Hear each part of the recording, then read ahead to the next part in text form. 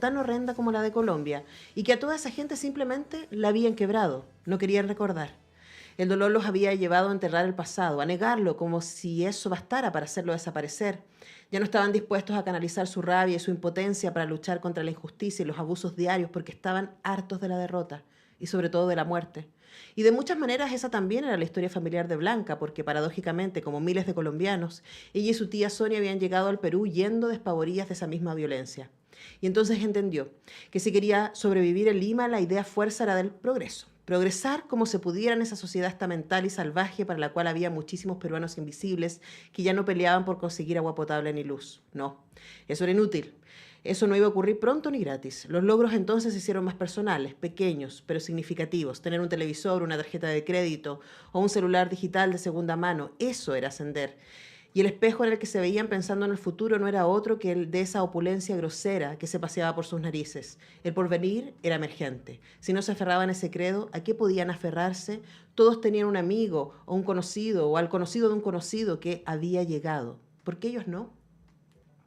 Ahí, la reflexión de Blanca, uno de los personajes de esta novela coral, La lealtad de los caníbales, de el académico y escritor Diego Trelespasa, quien tenemos al otro lado de nuestro Zoom. Diego, bienvenido, ¿cómo estás? Muy contento, Antonella. Muchas gracias por la invitación. Y nada, encantado de estar acá, de conversar contigo y de que llegar hasta Chile, un país con el que tengo muchas conexiones y que quiero mucho. Bueno, Diego, me pasaron muchas cosas leyendo La lealtad de los caníbales. Una que siempre agradezco es la posibilidad de acercarme a la cultura interna y también acercarnos, no necesariamente comprender, pero acercarnos a la diversidad. Y una de las cosas que yo celebro de tu novela tiene que ver con que sea coral y con que sus protagonistas también nos hablan de la diversidad de habitares, ¿no? De Lima contemporánea, de los descendientes asiáticos, de los inmigrantes, de la gente que viene desde la selva, ¿cierto? De los pueblos indígenas, de la gente que ve la corrupción en los policías como una manera de andar, los otros que están tratando de ser buenas personas, pero a veces no les resulta tanto. Toda esa mezcla. Cuéntanos, Diego, ¿por qué escogiste que ese fuera la estrategia narrativa de esta novela? Bueno, creo que esta novela, que cierra una trilogía sobre la violencia política en el Perú, que empecé con la novela Bioy y continué con La Procesión Infinita, está dedicada de alguna manera a mi ciudad, que es Lima. Y Lima, pues yo pienso que esta novela es una suerte de carta de amor, pero herido, ¿no? Para la capital, para el lugar en el que nací. Y es un espacio precisamente que podría representar al Perú en muchos sentidos. Es un lugar, en el Perú es un lugar, es un país donde no hay, pues, realmente una buena división. Digamos, casi un tercio de los peruanos viven en Lima. Y es una ciudad que, como se lee en el texto que nos leíste, tiene carencias, tiene violencia extrema, tiene una desigualdad atroz y paradójicamente, así como lo ve Blanca, es una también, el Perú en conjunto, está idealizado o estaba muy idealizado por los ciudadanos por este supuesto beneficio que tenían económicamente y que en realidad no era tal, ¿no? Yo quería un poco hablar un poco de lo que era Lima, esa diversidad. No olvidemos que en Lima está una gran cantidad de migrantes, no solamente de fuera de Lima, de otras partes del Perú, sino de otras partes de América del Sur. Entonces, precisamente el bar, también muestra un poco esta diversidad y creí que la mejor manera de hacerlo, de hablar de lo que está pasando, es decir, hago alusión a la antropofagia, al canibalismo de una manera metafórica, era hablar desde un lugar que yo conozco bien y que es mi ciudad, aunque yo vivo fuera hace muchos años. Uh -huh. Entonces, un poco era eso, ¿no? Estamos conversando con Diego Trelespaz, el autor de La lealtad de los caníbales, y hay varias cosas que me salen de tu respuesta, Diego, y voy a tratar de organizarme, ¿no? Primero, hablar de violencia política en una estrategia narrativa que, como yo pensaba, decía era coral, pero al mismo tiempo está muy cerca del policial. Hay varios temas policiales, además de que hay personajes, algunos de los personajes que están ahí, que están en esa lógica, ¿no? Hay una mirada de la corrupción y hay una mirada también de lo que fueron los gobiernos fujimoristas, y hay una discurso muy potente que da antecedentes, ¿no? De cómo finalmente estábamos frente a una dictadura que instaló no solamente una violencia contra Sendero Luminoso y otros, sino también la violencia económica que nuestros países sufren hasta hoy, ¿no? Esta idea del neoliberalismo desatado y lo que eso le hace a la comunidad. Hablemos de esa apuesta también de mezclar, ¿cierto?, estas denuncias políticas, estas reflexiones, diríamos, sociológicas de este momento de Perú con las estrategias de lo policial. Bueno, en las tres novelas hay un acercamiento policial que no es el tradicional porque no hay un detective, pero en las tres hay enigmas que los lectores van a descubrir o no, no es necesario, pero hay enigmas que se descubren conforme avanza la novela. En el caso de La lealtad de los caníbales, son varias historias que se abren como de una historia principal, que es una suerte de río madre, que es el de los policías corruptos. Ya, de hablar de policías corruptos es una cosa que para nosotros está muy naturalizada. En cambio, en Chile, por ejemplo, te dicen que no, que a ella les pagan bien, que es muy difícil corromper a un policía, y nosotros estamos acostumbrados a eso. De hecho, apenas salió mi novela, eh, un mes después recibí un reportaje en el que hablaba precisamente de lo que se muestra en la novela, es decir, un grupo de policías en retiro y en activo que asaltaban a las personas con las camionetas policiales, con la indumentaria policial, que se comportaban como lo que llamamos nosotros marcas. Y para nosotros está un poco normalizado, tristemente normalizado. Entonces, las historias que vemos en la novela son historias que van recorriendo un poco este camino del proyecto fujimorista, ¿no? Porque ahí sí hay una suerte de, sobre todo en la parte que tú leíste, que curiosamente es una parte que yo he leído en Lima y Arequipa, he estado presentándola allá, y que deja a las personas un poco pensativas, ¿no? Recordemos también, por ejemplo, que el Perú fue el país que tuvo más muertos por COVID del mundo.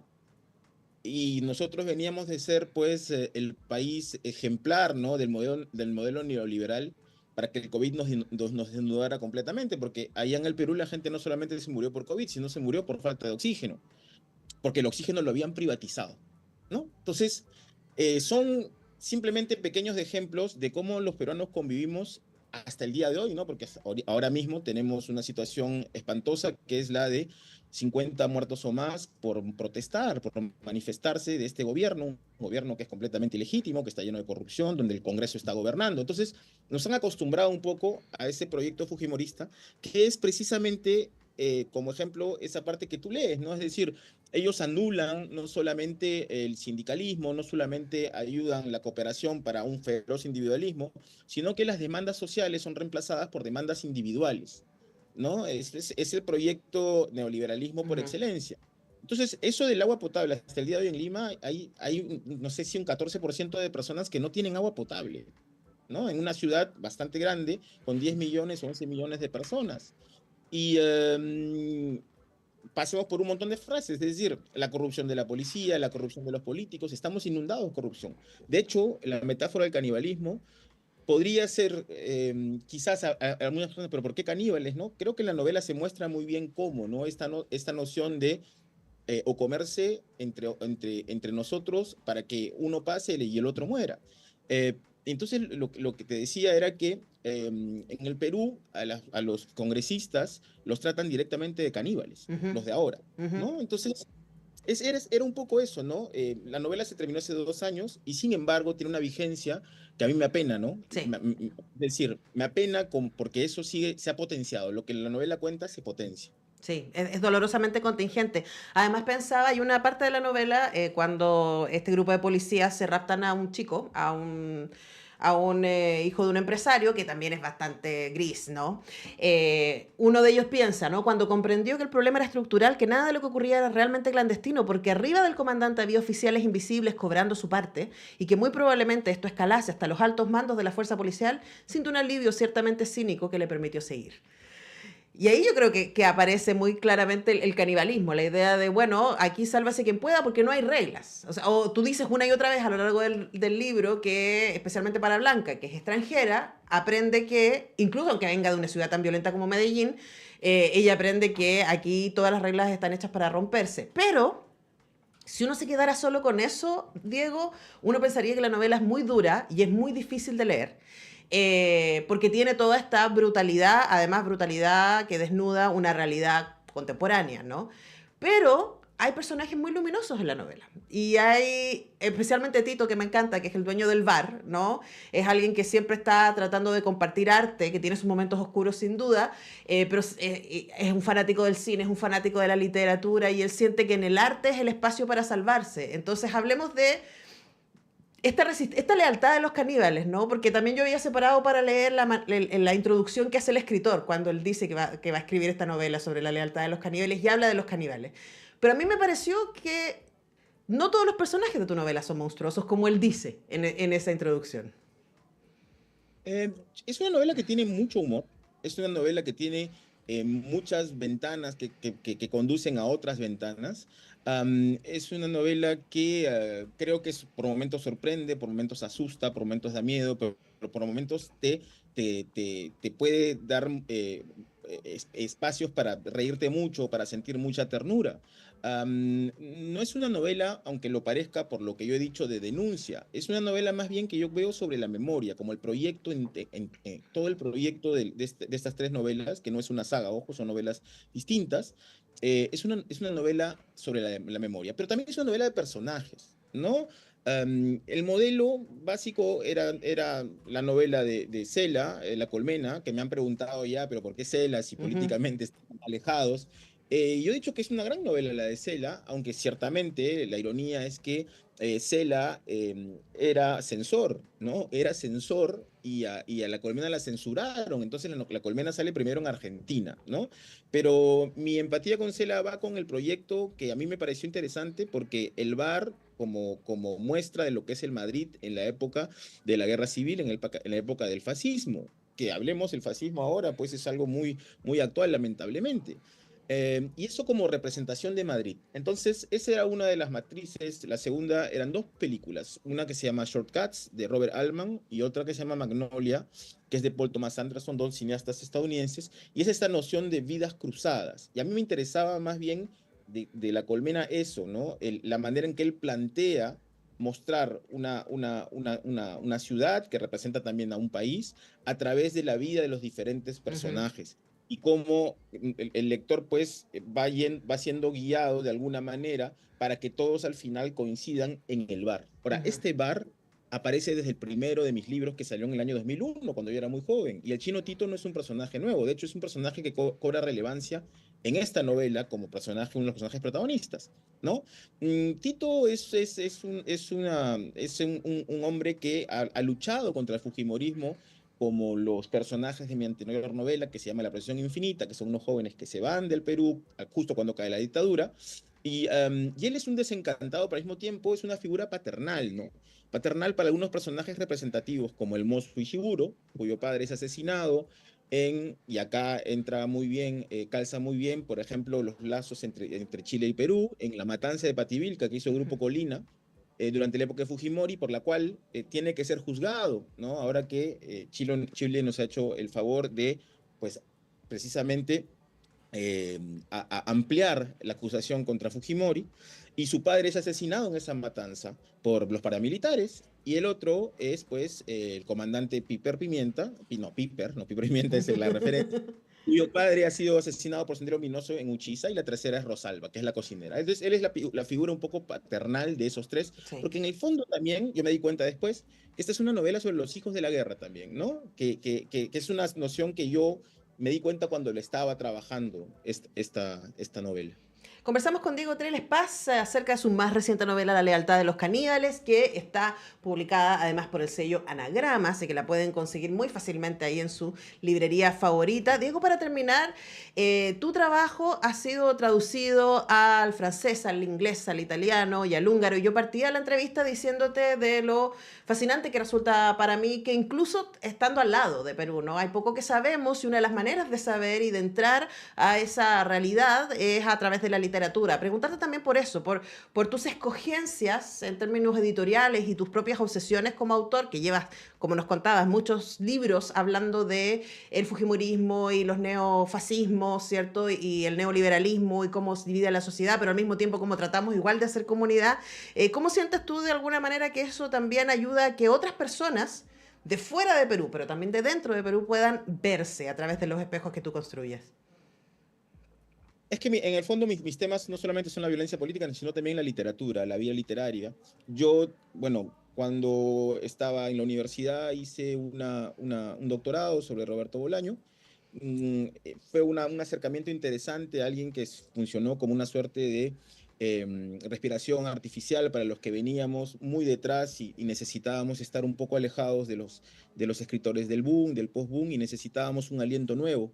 Entonces, la vida literaria, la vida de la literaria, no solamente la vida literaria, sino la vida criminal dentro de la literatura, y también la novela policial. Son dos cosas que a mí me gusta trabajar y que se ve creo que en toda mi obra. Yo empecé muy joven, empecé a escribir y a publicar a los 21 años, y creo que he tenido desde siempre mucha conciencia, quizás por mis lecturas, de una concepción de obra que continúa conmigo, ¿no? Es decir, hay un personaje que no aparece en esta novela, pero aparece en otras, que se llama El Chato, y el Chato es una suerte de alter ego que va de alguna manera envejeciendo conmigo y con mi proyecto. Y este proyecto no solamente se centra en la violencia política, sino es un proyecto que habla de la vida literaria también, ¿no? Y de la necesidad, como dije hace un rato, de concebir la memoria como algo de lo más, el punto más importante de cualquier comunidad, de cualquier país. Entonces yo creo que esos lazos se crean. Hay gente que me lee mucho en Colombia, en Chile, en lugares donde ha habido violencia, pero también que no necesariamente están tan interesados en eso, sino en cómo en las novelas se van desarrollando diferentes puntos de argumento, diferentes historias, diferentes formas de aproximarse a la realidad latinoamericana. Ujú. Fíjate que en esta novela hay pues Blanca es colombiana, ¿no? Hay también personajes venezolanos, mi novela Bioy, mexicanos, en algunos cuentos. Entonces a mí me gusta mucho eso, me gusta mucho acercarme más bien no desde, aunque mi proyecto habla sobre el Perú, pero no necesariamente se limita al Perú, sino que podría verse reflejado en otras realidades de otros países y no solamente sudamericanos. Bueno, como ven, hay muchas maneras para entrar a La lealtad de los caníbales y a la producción literaria de Diego Treles Paz, con quien hemos conversado esta mañana. Muchas gracias, Diego, por este tiempo con Radio Universidad de Chile. Un placer Gracias conversar por el tiempo, contigo. amiga. Encantado. Un abrazo. Gracias. Y como sabemos que te gustan los tres, vamos a cerrar el programa escuchando a los Bueno, tres y